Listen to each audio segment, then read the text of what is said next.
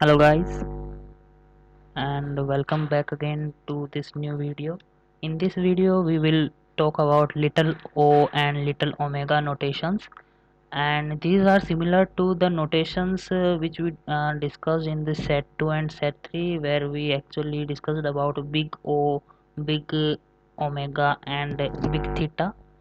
So, and I have told that why big small theta is not there here in the previous videos. So let's get started, and just keep in mind that these are somewhat similar, only a little difference is there.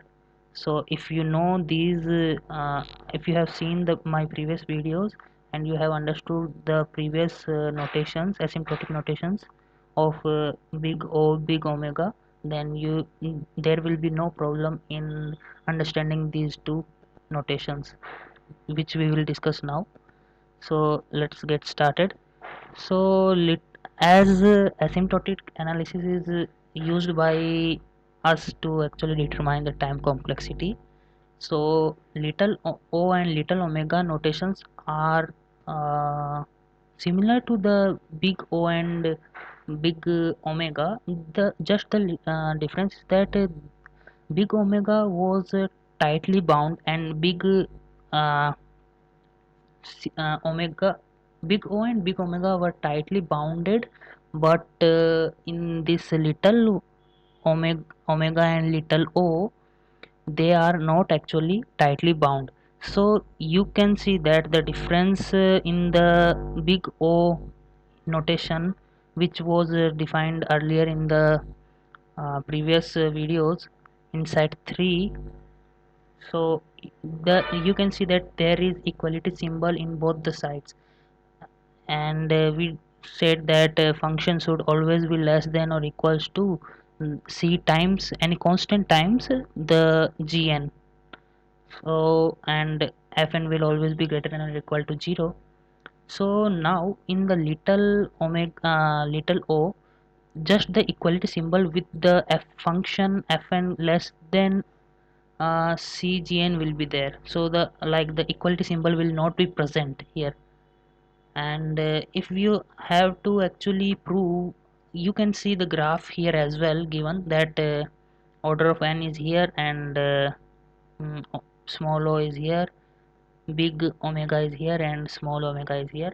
So let's say you have to actually prove that whether this a given function is equals to a given time complexity or not. So just you have to use this formula. So fn upon gn, and when will be equals to 0 when limit tends to infinity.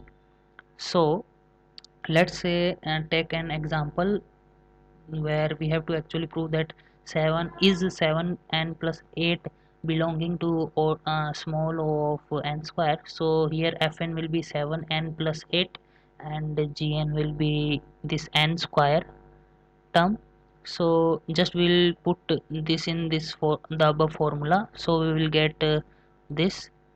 And please ignore these 2 and tending to infinity, because they are just actually not indented properly. They had to come below this limit and this limit. So okay, now as we put the functions in the formula, so using the L'Hospital rule, which we have actually learned in our 12th class, so we will be getting 7 by 2n, which is equals to 0. Hence the above function is belonging to small o of n square.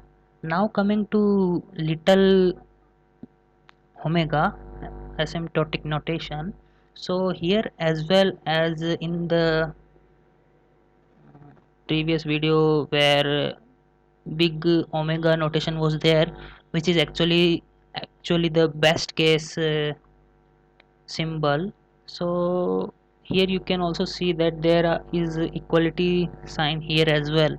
So just this equality sign will be equality sign will be not present in the little omega. So you can see here, and yeah, it's just somewhat similar. Just to keep in mind that these little ones are not actually tightly bound, they are loosely bound, and the bigger ones were tightly bound. And the formula like the above one is that when we divide fn by gn, then it will be equal to infinity when n tends to infinity, when the limit n tends to infinity. So similar example is here as well. Let's say we have to prove 4n plus 6 is belonging to little omega of 1. So we will actually just keep f 4n plus 6 in place of f and 1 in place of gn. So we when we apply L'Hospital rule, then we can see that when n tends to infinity, this limit also tends to infinity. So hence this is also proved that this statement is true. So this was all about this little o and little omega notation, and we will meet in next video. Until then, keep watching, keep studying, and keep learning.